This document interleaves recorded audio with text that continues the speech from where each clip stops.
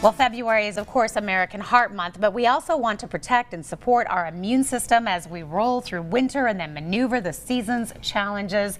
Monique Richard, a registered dietitian nutritionist, is here to share some key nutrients for supporting our immune system. Good to have you on the show. Good morning. Good Monday morning. Great to be It's been a here. fun show, right? Yes. Goat, how oh my cute was gosh, he? Spike, adorable. So cute.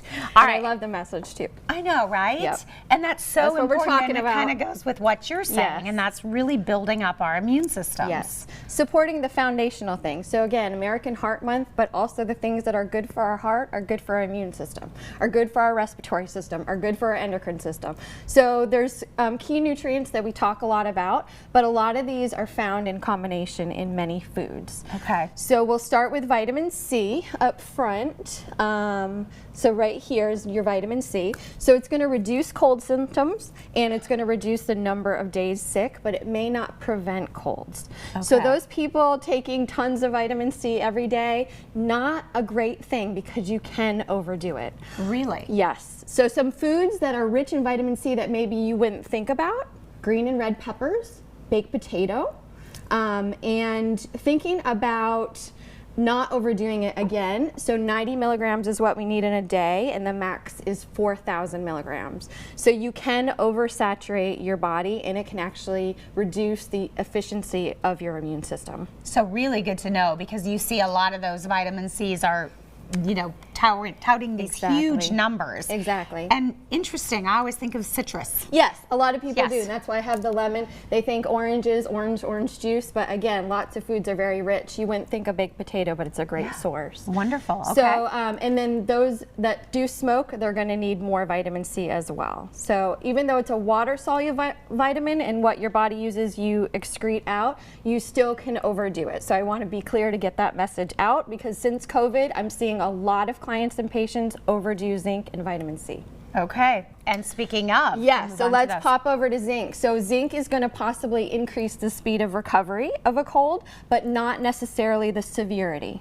Okay. Okay, it's good for. So we're still going to be sick, just not as long. Exactly, exactly. So it's good, again, protecting our cells like vitamin C. 8 to 11 milligrams is the recommendation. 40 milligrams is the max. Again, I'm seeing a lot of patients and clients overdoing their zinc, and if you get too much, it can cause severe neurological problems.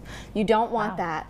Older folks out there, if you're using a denture cream, you can get too much. Zinc is an ingredient, so you do want to be careful about that. Wow. Yeah. Okay, good to know. And if you don't have enough zinc, you might have a loss of taste and smell. So during COVID, we saw a lot of that, and Right. a zinc deficiency could lead to loss of taste and smell.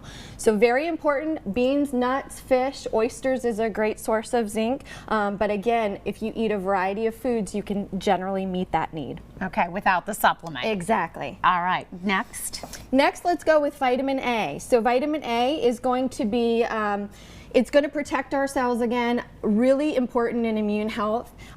We have two sources of vitamin A. One's a preformed source. You think of retinol, that's a preformed source. Most of them come in a precursor form, so things that our body turns into active vitamin A. So those are going to be things like carotenoids, like beta carotene is the most prominent one. So when we think of beta carotene, we think of carrots, we think of lycopene, things that turn vegetables orange, red, yellow. But broccoli is also a very high source in vitamin A. Black-eyed peas are high. Sweet okay. potatoes. So down there I have a sweet potato and a purple sweet potato. Those are very high in vitamin A.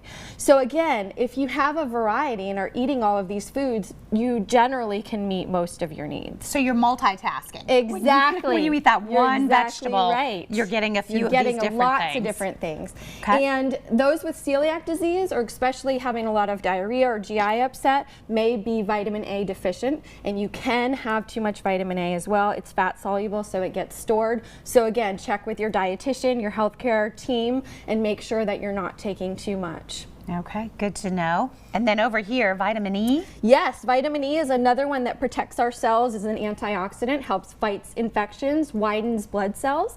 So good for heart health as well. It's going to be in seeds, seed oils, green vegetables. Again, your broccoli here, spinach, leafy greens, 15 milligrams is the recommendation for a day. And a lot of these will interact with medication. So if you're taking a statin for heart health, blood pressure medication, cholesterol, any of these medications can react with supplements. Again, talk to your pharmacist, your dietitian, your healthcare team to know what's going to work for you. I've always heard that if you can get it through your food, it is better. It is best, yeah. And again, people are complaining about how expensive food is, but yet they're spending a lot on supplements, and supplements are not cheap. Right. So if you can get the other benefits, like you said, multitasking, that's going to be better. So put your dollars in produce. All right, and then omega-3s up there in the front. Yes, omega-3 is again protecting your phospholipids, which is a fancy word for your cell membrane. And so really that's going to help, again, the integrity of your immune system. So if you're a fish eater, you can think of the acronym SMASH: salmon, mackerel, anchovies, sardines, herring. So Okay. they can provide vitamin D and omega-3s. And if you're not so much fish, then you could do flax seeds, chia seeds, and a variety of seeds that also, algae seaweed also has omega-3 fatty acids. All right, so just throw those in your smoothies. We're out of time. Any other quick tips?